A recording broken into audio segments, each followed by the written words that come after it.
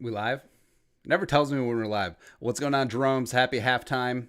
Vikings and Bears are heading towards the precipice of going into the half. Vikings up 7-6. Should have been 10-3, but and I know that people will get on Kirk Cousins for that interception, except it wasn't on Kirk. I mean, Thielen straight up bobbled that ball, just went right into the hands of Klumack. Now, was it a bit of a hospital ball? Like, was Adam Thielen going to get laid out by 52 if and when he caught that? Sure, but that one in the pantheon of Kirk Cousins' bad interceptions this year, that one, ain't one of them. But also, I mean, overall, the Vikings have played really well. The defense has stepped up, has come to play, and yes, they are up against a pretty deficient opponent in the Bears' defense. But also, I mean, Kirk, besides that interception, which is unfortunate, he's been efficient, and Kubiak, I think, has been calling a great game. Obviously, they're selling out to beat Dalvin Cook, but I like that Kubiak and Zimmer aren't getting frustrated. They're still giving Dalvin Cook the rock.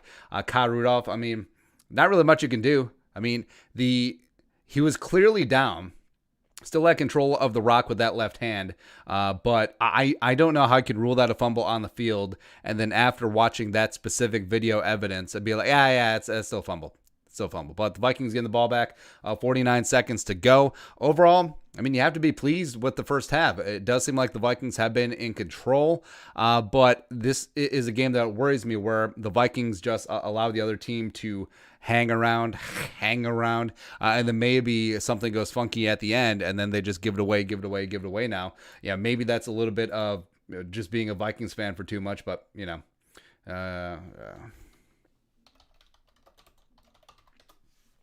I don't expect the Vikings to do anything here. They still do have 2 timeouts, but I think overall they're pretty happy about how things have gone. So I think that they'll run the traditional Alexander Madison draw, and if they pick up positive yardage, maybe they do something, call timeout, but probably not. And also, so I usually watch Monday Night Football on mute.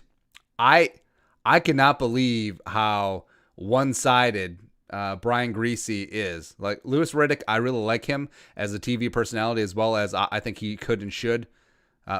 There's the draw. It was Dalvin. Hey, but they're going to run out the clock. I like and respect Louis Riddick as a commentator, as well as a potential future GM. But, man, what is this commentary, man? Like, they straight up sound like Bears PR guys. And now this is this is a bit of the, Joe Buck hates everyone's team.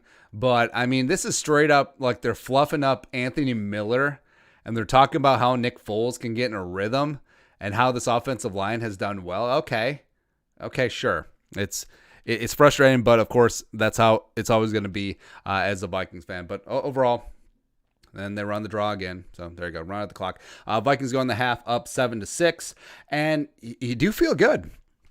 Do feel pretty damn good. Harrison Smith has an interception, almost had 2. Also, big respect to Troy Dye. I think he's having himself a nice little game.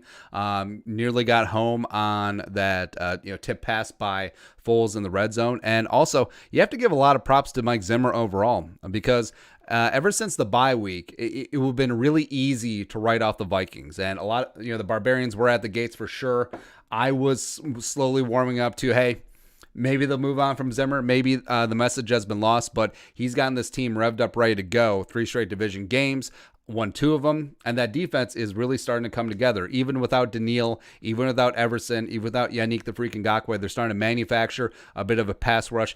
The last 2 weeks, he has sat on his hands more on third down. That not so much tonight. No, he's bringing heat on third down, which is something I love. And also, the Vikings' red zone defense, as battered and bruised as they've been throughout the first half of the season, they're 6th in the NFL in red zone defense, allowing a score on only 54.8% of opposing teams' trips to the red zone. So that's where it starts. And then the third down defense starts getting a little better, get a little bit more confident. I think that's the secondary is looking really good. Yet again, I think Gladney and Chris Boyd are out there making plays. But yeah, you do have to feel good. Even though the Bears get the ball to start the half, I mean, if you're going to sign up for this, sure, and it's playing out as you expected. So Dalvin Cook, they're selling out to stop Dalvin.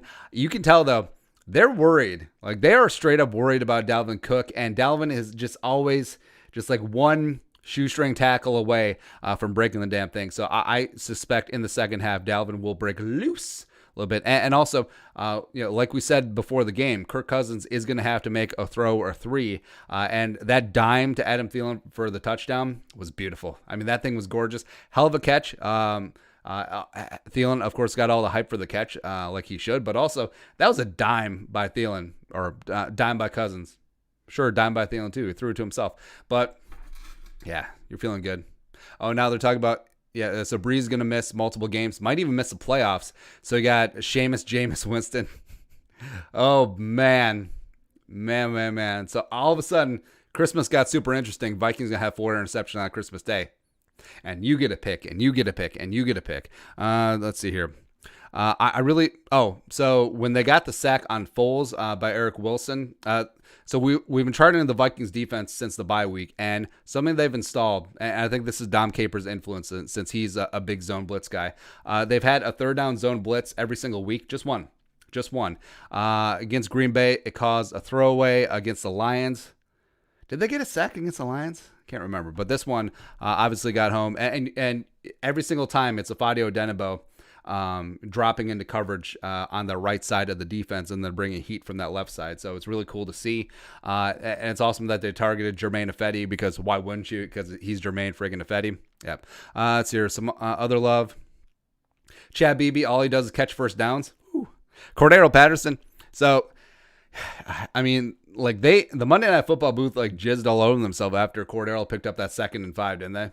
But, I mean, 7 carries for 25 yards. Did have that nice catch on the sideline, though. Like, where was that Cordero? But he's not a running back. And we said this over and over when Cordero was here with the Vikings. He is not a running back. He's not going to be a running back. He's too upright. His body isn't seasoned to take the punishment that a running back has to take. Now, sure, you could toss him in the backfield and give him a couple snaps a game, yes, but he's not going to be a guy that you're going to give the ball on 1st and 2nd down with regularity. It just was not going to happen. So Kubiak's calling a good game so far. I think that he had a nice script coming out, as well as calling a great game as well. The ball is getting out quick. Kirk looks comfortable and on schedule. Just forget the interception. It wasn't on Kirk. Offensive line overall is looking good and confident. So you feel good. You do feel good. Also, Hercules Mataafa coming on in, baby. Woo! I mean, ever since Herc got cut, and then he tweeted and then deleted, the clown emojis. He's had a chip on his shoulder, and I love it. I love it. And he is the kind of guy that Hercules is, that you do, if you push his buttons just a little bit, if you make him feel like an underdog, which he clearly is, he's going to bring the heat. He's always been a high energy, high motor guy, but now it's starting to really pan out for the Vikings. He's getting pressures, he's getting tackles. Soon he's going to start racking up sacks. It's great that he's finally found his role. Also, but Shamar Stephen has been the Vikings' most consistent interior pass rusher. Yeah, let that sink in. So a guy who's a solid interior hybrid, 1-tech, 3-tech, just he's just bringing heat. I mean, they're having him in on 3rd and long. Like, what is happening? While you have James Lynch inactive, but it's whatever. Let's hear. Oh, yeah, the refs on that Rudy fumble call, it still blows my mind. Perplexing how you can watch that replay and be like, oh, the ball was coming out even though the knee was down. No, it wasn't. Rudy clearly was cupping the balls of that left hand.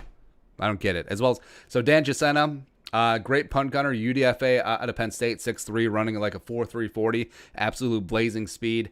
And it is a game of inches. So he was like that close from downing the ball at like the 1-inch line as opposed to having it be a touchback. But, is what it is. But, I'm feeling good, man.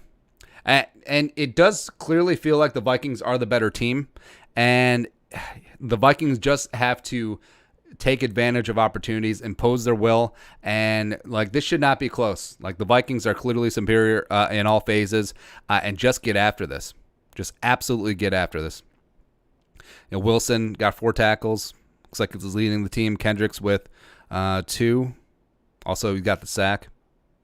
They are keeping Kirk Cousins relatively clean, which is good to see. We'll see if Pagano cooks up anything funky for the second half, but we'll see in that regard. By the way, that was a hell of a punt by Skullquit. That was an amazing punt, man, and then Chisena just wastes it. It's unfortunate. But, yeah, I mean, there isn't really anything else. You're keeping them at bay, not looking ahead, take care of your business. 3 division wins in a row, and the Bears super fraudulent. The most fraudulent 5-4 team in NFL history. Now send them out of here as a 500 team that they should be. I even at 5-1, I wonder what sort of odds you could have gotten to bet the Bears wouldn't make it over 500. I think you would have done pretty good.